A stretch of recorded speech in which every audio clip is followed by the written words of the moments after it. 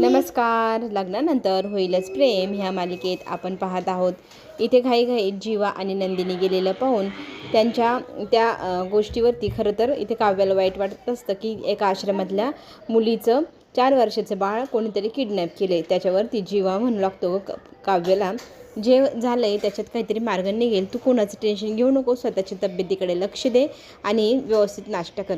तिथे बोलता बोलता दोघांमध्ये रोमॅन्टिक असं टाईम स्पेंड करताना इथं रम्या त्यांना पाहते. रम्या त्या दोघांकडे पाहून मग रागारागाने म्हणू लागते की काव्या, तुझ्या चेहऱ्यावर जे हसू आहे ना ते थोड्या वेळापुरतंच आहे.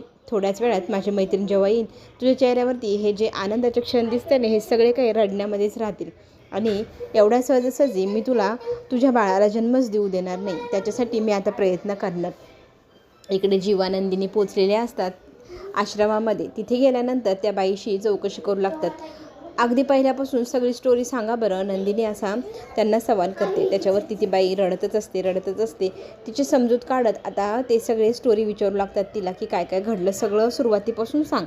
तर ती सांगू लागते की माझे मिस्टर हे जॉब करण्यासाठी दुबईला असतात, मी मुलाला घेऊन इथे राहते. आम्ही 4 वर्षाच्या मुलाला जन्म दिला. बघता बघता आमचा खर्च काही भागेना. मग आम्ही निर्णय घेतला की मी पण जॉब करायचं. मग जॉब करण्यासाठी मी घराबाहेर पडले आणि माझ्या मुलाला मी एका पाळणा घरात ठेवून जाते. त्या पाळणा घरात दिवसभर तो तिथेच असतो. संध्याकाळी मी त्याला घेऊन मग घरी जाते. असं सगळं आमचं व्यवस्थित दिनक्रम चालू होते. आणि त्या दिवशी काय घडलं असाही प्रश्न आता नंदिनी करते. त्यावेळेला ती सांगू लागते की मी माझ्या मुलाला नेहमीप्रमाणे कामावरून घरी जाताना घेऊन जात असताना त्याला थोडा वेळ खेळायचं होतं. मग खेळण्यासाठी मी त्याला गार्डनमध्ये घेऊन गेले. तिथे आम्ही दोघंजणं बसलो. तिथे तो खूप आनंदी होता आणि तिथे बसून आम्ही गप्पा मारत होतो. तर त्याच वेळेला एक म्हातारी माझी जवळ आली. तर ती मला म्हणू लागली की ताई, तू एवढी दमलेली थकलेली दिसते. मी ना इथे जवळच राहते आणि आमची ना एक फॅक्टरी आहे, ती म्हणजे अत्तर बनवण्याची. तर तू अत्तर माझ्याकडनं बघतेस का, कसं वाटते तुला? जर विकत घ्यावंसं वाटलं तर नक्की घे. तर ते अत्तर घ्यायला इथे ती नकार देते. मला आवडत नाही, मी ना जास्त अत्तर वगैरे लावत पण नाही. पण म्हातारीचा फार हट्ट असतो. ते हाताला लावून तर बघ, फुलांच्या दुकानात उभं असल्यासारखं वाटेल तुला, असं म्हणत हट्टाने तिच्या हातावरती ते टेकवते आणि तिला वास घ्यायला सांगते. तो वास घेतल्यानंतर का नकळतपणे डोळ्यापुढे तिच्या अंधार येतं आणि बघता बघता तिला ग्लानी येऊन ती झोपी जाते. आणि ही सगळी स्टोरी ती सांगू लागते नंदिनी आणि जीवाला. आता ती म्हातारी कोण असाही प्रश्न सगळीकडे शोधलं. मी जेव्हा शुद्धीवर आले तर मी एका झुडपामध्ये पडलेली मला दिसले आणि हे सगळं काही नंदिनी जीव ऐकत असतात. आता पुढे काय करायचं, तर त्या बाईला सगळ्यात पहिले इथे सांगितलं जातं की तुम्ही स्वतःला आधी व्यवस्थित शांत करा, आपण नंतर बोलूया. आणि मग ते दोघंजण त्या बाळाला शोधण्यासाठी तिथून बाहेर पडतात. पुढे आपल्याला हेही पाहायला मिळेल की काव्या तिची छान प्रकारे किचनमध्ये तिच्यासाठी ज्यूस बनवताना उभी असते. तर तिथे रम्या आहे. ते रम्या म्हणू लागते की तू आज तर खूप आनंदी दिसते, जणू काय तुझ्या डोक्यावरचं एखादं मोठं ओझं उतरलं आहे. तर काव्या म्हणते, हो, ओझंच तर उतरले माझ्या डोक्यावरनं. माझ्या नंदिनी ताईशी बोलले की मला एकदम फ्री वाटतं आणि माझं टेन्शन अगदी गेलेलं असतं. आता ही गोष्ट रम्याच्या लक्षात येते. रम्या म्हणते, अगं माझ्या मैत्रिणी येणार आहे, घरात आज कोणीच दिसत नाही. माझ्या मैत्रिणीला मी ना सांगते की घरी नको येऊ मग. तर काव्या म्हणते, का बरं असं करते, मी आहे ना, मी तिच्याशी गप्पा मारायला तुमच्यासोबत येईल की.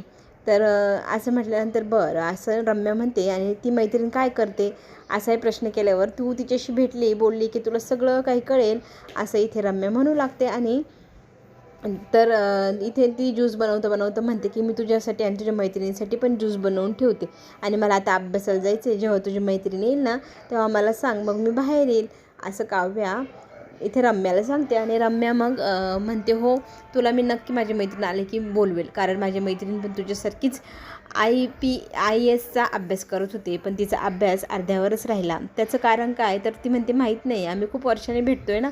आता ती आल्यावरती जेव्हा तिच्याशी बोलू ना आपण तेव्हा समजेल काय घडलं काय नाही.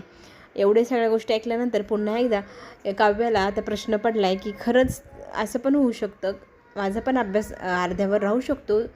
तर इथे रम्याने बरोबर पुन्हा एकदा तिच्या मनात चुकती सोडून दिलेली आहे. इकडे मात्र नंदिनी आणि जीवा आश्रमात पोचलेले असतात. त्या बाईचं रडणं, तिला शांत करण्याचा प्रयत्न नंदिनी करते. जीवा मात्र आता स्वतः काही गोष्टी पुढाकार घेऊन शोधाशोध करण्यासाठी जाऊ लागतो आणि एवढी माहिती मिळवल्यानंतर फोटो वगैरे घेऊन आता शोधाशोध करण्याचा प्रयत्न इथे आता जीवा करणार. तर ती बाई म्हणू लागते की माझा नवरा दुबईला आहे, त्याला अजून काही माहिती नाही, माझं छोटंसं लेकरू कुठे असेल, कसं असेल, किडनॅप जर केलं असेल तर त्यांनी आत्तापर्यंत खंडणी तर मागायला हवी होती. रात्रीपासून सकाळपर्यंत भरपूर वेळ झाला, काय करावं मला समजेना असं म्हणत ती बाई रडू लागते. आणि तिची समजूत तिथे आपली नंदिनी आणि जीवा काढत असतो. आम्ही तुमचं बाळ नक्की शोधून आणू आणि कोण क्रूर व्यक्ती ज्याने तुमचं बाळाला चोरले त्याला आम्ही सोडणार नाही, अशा भाषेत इथे नंदिनी बोलत असते. आता काव्या आणि रम्या घरी असतात, तर इथे रम्याची मैत्रीण आलेली असते. ज्यूस पिता पिता किती सुंदर ज्यूस आहे असं कौतुक तिची रम्याची मैत्रीण करते. तर रम्या म्हणू लागते की हे ज्यूस ना काव्या मॅडमने बनवले. तर इथे ती म्हणू लागते अच्छा तुझी मैत्रीण काव्या का, जिला IAS व्हायचं आहे. तर इथे काव्या आणि रम्या तिच्या मैत्रिणीची ओळख करून रम्या देत असते. तर रम्या सांगू लागते की ही माझी मैत्रिणी आहे, तिला पण IAS व्हायचं होतं. तर तिथे दोघीजणी एकमेकांशी संवाद साधू लागतात की अभ्यासात तुला कुठला विषय आवडायचा.